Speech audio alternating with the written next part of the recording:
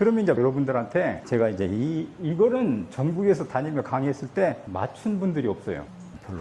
한 남자가 한 여자를 사랑했는데 또 다른 여자를 사랑했어요. 삼각관계 같은 거야. 여자가 두 명이 생긴 거죠. 그런데 이 첫 번째 사귀었던 여자가 너무 모멸감을 주는 그런 말을 했어요. 그래서 이 남자는 완전 범죄에 의해서 그 여자를 죽이려고 마음먹었어. 그래서 어떻게 했는구니 서부 영화를 보러 가. 서부 영화. 서부 영화 장면 중에 주인공이 총을 꺼내갖고 쏘는 그 총소리에 맞춰가지고 자기도 양복 주머니에서 총을 꺼내가지고 그 여자를 쏴서 죽였어요. 그런 다음에 데리고 나왔는데도 아무도 신고하거나 그걸 저지하거나 말리지 않았다는 거예요. 정말 어떻게 그게 가능했을까 하는 거예요. 그러면 첫 번째 질문의 답이 조조할인이었다는 거예요. 아침에 일찍 가서 둘이만 영화 봤다는 거예요. 그러니까 그때 총을 꺼내 쏘고 죽이고 데리고 나와. 근데 문제는 데리고 나올 때 사람들이 보고 피를 흘리니까 신고해야 할 거 아니에요. 그러니까 그거는 말이 안 되는 거예요. 그렇죠? 조조할인 안 돼. 제일 신기한 대답은 영화 촬영 장면이었대. 그러니까 영화 촬영 장면이었으니까 써서 죽이고 영화였으니까 그래 나와도 아무도 신고하지 않았다는 거예요. 근데 그것도 좀 그건 죽은 게 아니잖아요. 총을 정말로 쏴서. 그러니까 그것도 답은 아니에요. 그러면 정말 답은 뭘까 하는 거예요. 생각해 보셨습니까? 오늘 중에 답을 못 하겠군요. 그거 나중에 갈 때 궁금하시면 물어보면 제가 개별적으로 답을 해드리겠습니다.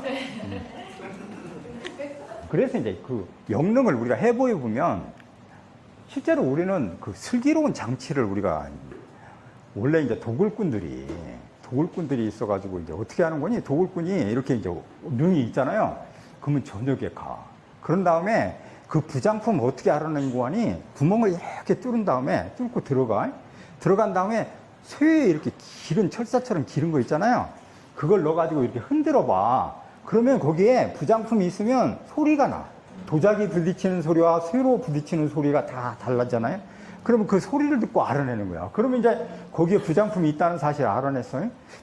그러면 이제 저녁에 이제 그 뚫고서 들어가갖고 그걸 들고 나와가지고 도망가는 이런 전술을 쓰는데 조선 왕릉은 전혀 그럴 필요가 없었어요. 외근관이 그 근처를 회격이라고 그래가지고 회와 흙을 섞어가지고 쌓았는데 그게 갈수록 단단해져.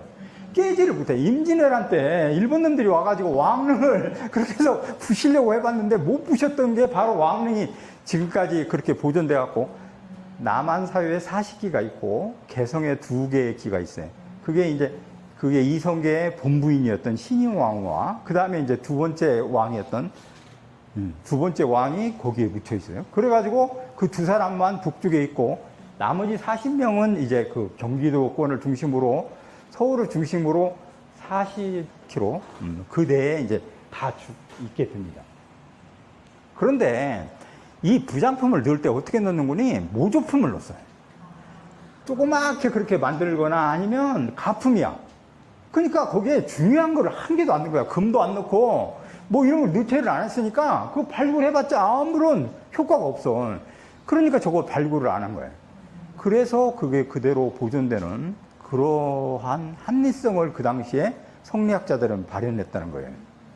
그러면 제가 이제 여러분들한테 다시 이제 질문을 드릴게요. 백제 유명한 왕릉이 문영왕릉이에요. 여러분들 다 알고 계시죠?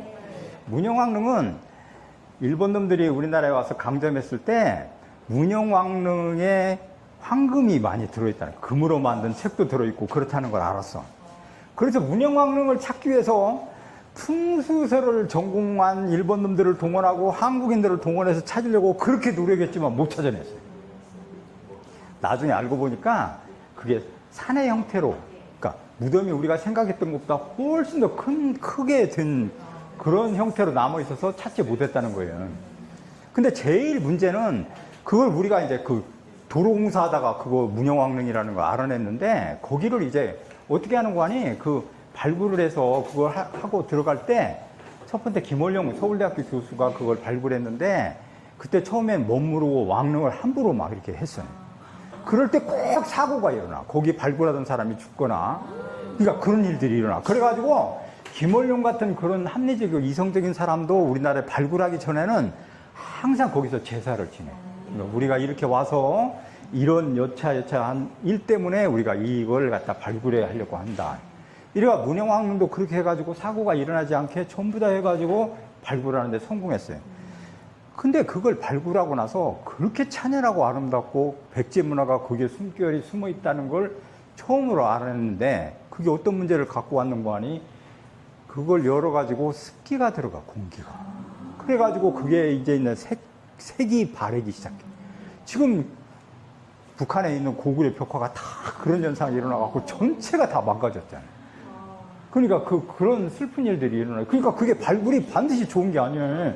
가만히 둬야 되는데, 그러면 그게 이제 공기랄지 이런 것들이 들어가지 않으면 그게 그대로 상태가 되는데, 그게 왜 그렇게 되는 거 아니? 저 밑바닥에 수슬 놨기 때문에.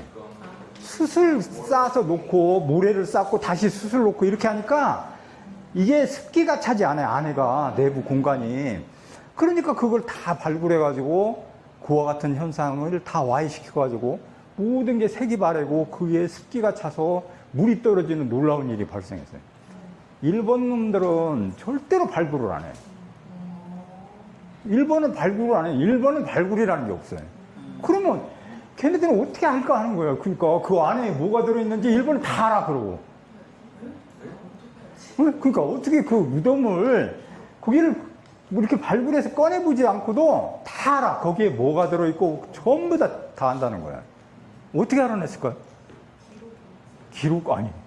기록이 안 남아있어. 똑같은 걸 맨날 만나요? 아니. 아, 우리 지금 많이 이용하고 있어요. 내시경? 조감도 아니에요. 아, 내시경이에요, 내시경.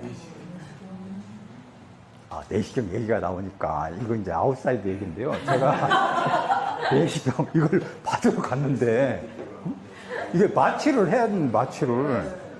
근데 대부분 내가 첫 번째 비행기에 갔을 때는, 이제 마취하겠습니다. 이래가 마취가 시작됐다고 이제 알려줘요. 그러니까 이제 안심하고 했는데, 그 다음에 갔는 그 병원에서는, 제가 과천에서 갔는데, 그 병원에서는 그 얘기를 안 해가지고, 내가 정신이 멀쩡한데, 이제 의사가 들어가지고 이걸 넣는 거야.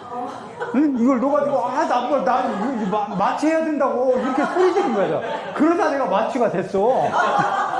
그런 다음에 나와서 의사한테 설명을 들었는데, 나는 그 내시경이 못했다는 거야. 나는 기억이 없으니까 왜 그걸 못했느냐, 나 지난번에 했는데. 그랬더니 그 의사가 설명하더라고. 저항이 너무 심했대. 내가 너무 저항이 심하니까 그걸 못했다는 거야. 세상에 그런 일이 일어나가지고. 근데 일본에서는 그 유물에 내시경을 집어넣어가지고 거기다가 조명을 넣어서 그걸 돌려가지고 다 찍어가지고 그 속에 뭐가 들어있다는 걸 다 그걸 보는 거예요. 그래가지고 일본은 합리적이고 슬기로운 장치를 이용해서 저런 것들이 이렇게 탈각된다고 그래요. 우리가 색이 탈각되거나 그렇게 하는 현상을 다 막는데, 우리는 그렇게 않고서 해가지고 발굴이 능사인 것처럼 해서 많은 유물들이 사라지는 그런 일들이 일어나고 있다 하는 안타까운 일도 일어나요. 조선의 성리학자들은 무덤을 지키기 위해 회격을 쌓고 진품 대신 가품을 넣었습니다. 무령왕릉은 발굴을 통해 백제의 찬란함을 드러냈지만, 동시에 습기와 공기에 의해 소중한 유물이 탈각되고 말았습니다. 일본처럼 발굴 대신 내시경을 택하는 방식도 있습니다. 중요한 건 무엇이 있는가를 찾는 것이 아니라 어떻게 남길 것인가를 고민하는 일입니다. 진짜 역사는 땅속에만 있지 않습니다. 그것을 대하는 우리의 태도에 있습니다.